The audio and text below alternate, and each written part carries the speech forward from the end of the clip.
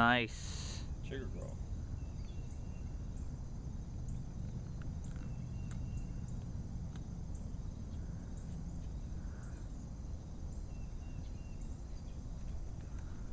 Jim.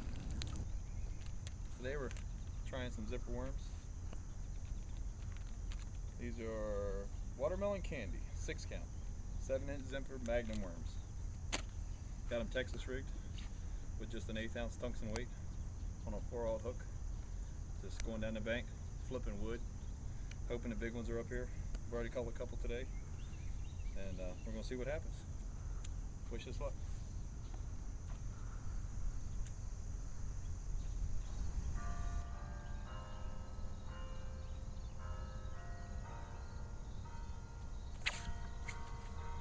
There's one.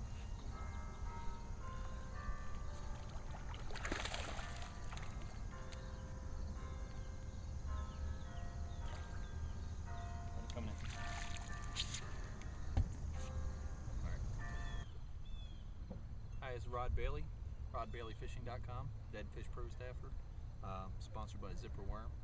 Today we were out trying out some things, different products and things like that, and we're up here on the Northeast River in Maryland, and I'm out here with my good friend John Hansen from JohnHansenFishing.com, and I'd like to tell everybody a little bit about Zipper Worm. We caught a few nice ones today, and caught them on this 7-inch Magnum Zipper Worm. What I'm doing is I'm throwing them on a 4/0 hook, and also a 3/16 tungsten bait. I got it Texas rigged like this. I've alternated back and forth between 50-pound braid depending on what we're fishing, and I've been using some 15-pound fluorocarbon, and I'm sitting there and all I'm doing is taking a 7-inch worm like that and just Texas rigging it, run it up like that, run it through the bait, bring it back through, and depending on what you're fishing, sometimes you can skin hook it. I normally do. Just skin hook it and throw it out like that. And you throw this bait out there, what's nice about it, it's got all these little ribs. All those ribs kind of give off little bubbles under the water. I kind of practice with this at the house, just seeing what it does. And it's very buoyant. So you throw it out, you just let it sit on the bottom. A lot of people like to work their bait a lot. With this bait, it pretty much works itself. You don't have to do anything with it. You can throw it out there and do a little technique called dead sticking, where you throw it out, let it get on the bottom, and as soon as it hits the bottom, most other baits take a little while to move up and start fluctuating in the water like that.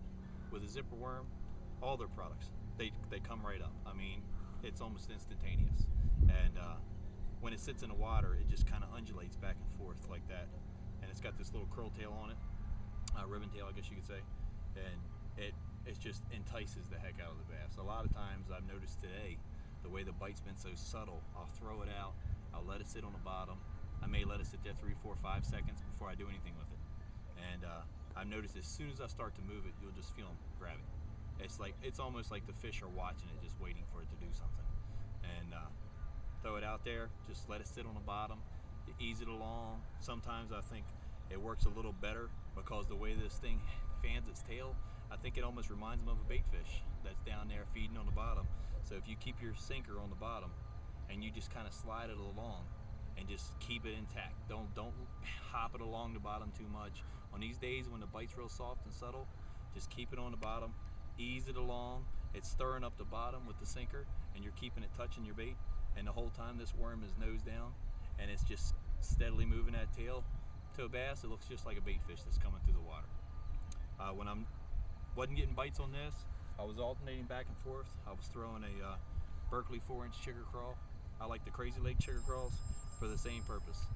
And I turn around and I throw that out there the same way. I move this a little more. The Berkley chigger crawl works good too, but I think the difference in the two fish is the way the fish like it is this one works by itself and it's a little more subtle, and this one here, you have to work it a little more. You have to make it bounce along the bottom. You want it to look like a crawfish swimming.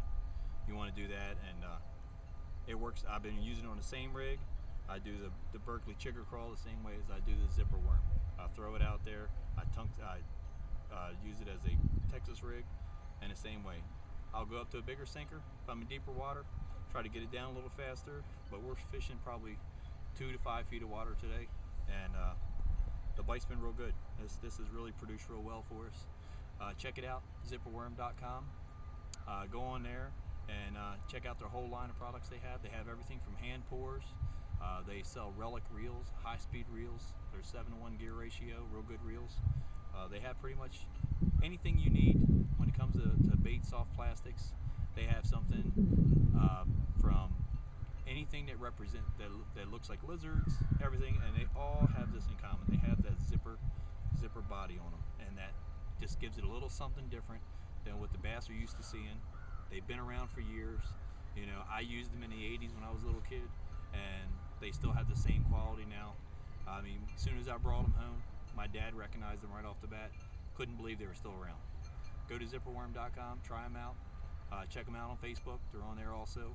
And again, this is Rod Bailey, RodBaileyFishing.com. And I'd appreciate if you check out my website too. And until next time, I'll see you guys later.